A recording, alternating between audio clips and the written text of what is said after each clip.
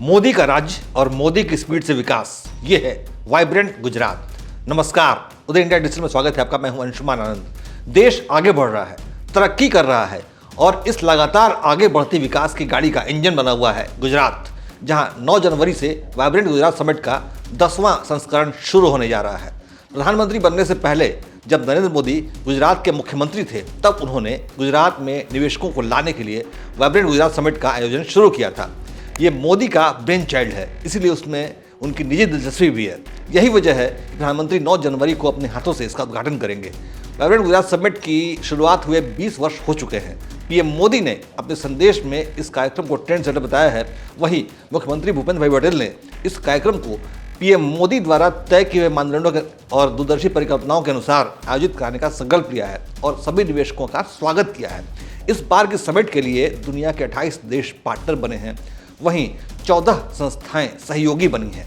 9 जनवरी 2023 का वाइब्रेंट गुजरात इसलिए भी बेहद खास है क्योंकि इसका आयोजन 4 साल के बाद हो रहा है। कोरोना के चलते वाइब्रेंट गुजरात समिट का आयोजन रुका हुआ था। आखिरी समिट 2019 में आयोजित की गई थी। यही वजह है कि इस बार की समिट में निवेश का नया रिकॉर्ड बनने की उम्मीद की जा रही है। सरकार भी विदेशी प्रतिनिधियों को सभी तरह की सुविधाएं देने के लिए प्रतिबद्ध दिखाई दे रही है। निवेश को आकर्षित करने के लिए गिफ्ट सिटी में शराबबंदी हटाने जैसे बोल्ड फैसले भी लिए गए हैं। इस आयोजन की सफलता के संकेत पहले ही दिखाई देने लगे हैं। वाइब्रेंट गुजरात समिट से पहले 1,35,000 करोड़ के MOU साइन किए गए हैं। विभिन्न व्यावसायिक संस्थाओं और गुजरात सरकार के बीच ये सभी MOU साइन हुए हैं, जिसके तहत बंदरगाह और संबंधित क्षेत्रों में 27,271 करोड़ रुपए के अनुमानित निवेश के साथ 10,100 नौकरियां मिलने की उम्मीद है। औद्योगिक पार्कों, कपड़ा और परिधान, रसायन और पेट्रोकेमिकल क्षेत्रों में 4,469 करोड़ रुपए के अनुमानित निवेश के साथ 34,650 करोड़ नौकरियों के अवसर पैदा होने की उम्मीद है। शिक्षा के क्षेत्र में 3,100 करोड़ के निवेश से 8,200 नौकरियां पैदा होंगी। कृषि और फूड प्रोसेसिंग में 3,500 करोड़ का निवेश मिलेगा, जिससे लगभग 1,300 नौकरियां मिलेंगी। इंजीनियरिंग तथा ऑटो के क्षेत्र में 13,070 करोड़ का निवेश होगा, जिसमें 8,150 नौकरियां प्राप्त होंगी। बिजली के क्षेत्र में 45,600 करोड़ का निवेश आएगा, जिसमें 5,500 नौकरियां मिलेंगी। खनिज आधारित उद्यमों में 4,000 करोड़ का निवेश आएगा और 2,000 रोजगार के अवसर पैदा होंगे। इन 23 समझौतों के तहत उद्योगों की शुरुआत 2025 से 2030 के बीच शुरू होने की उम्मीद है।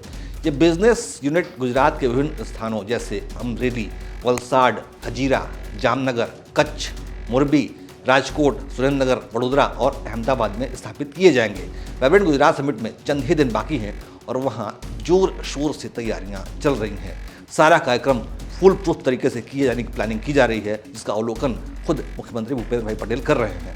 वाइब्रेंट गुजरात के 10वें संस्करण का उद्घाटन करने के बाद पीएम मोदी 9 जनवरी की शाम को ग्लोबल ट्रेड शो में हिस्सा लेंगे। इसके बाद वो रात में गांधीनगर स्थित राजभवन में रुकेंगे। अगले दिन महात्मा मंदिर में वह वाइब्रेंट गुजरात समिट को संबोधित करेंगे। समिट के 10वें संस्करण को लेकर अहमदाबाद और गांधीनगर में 9 से 12 जनवरी के लिए तमाम होटल फुल हो चुके हैं।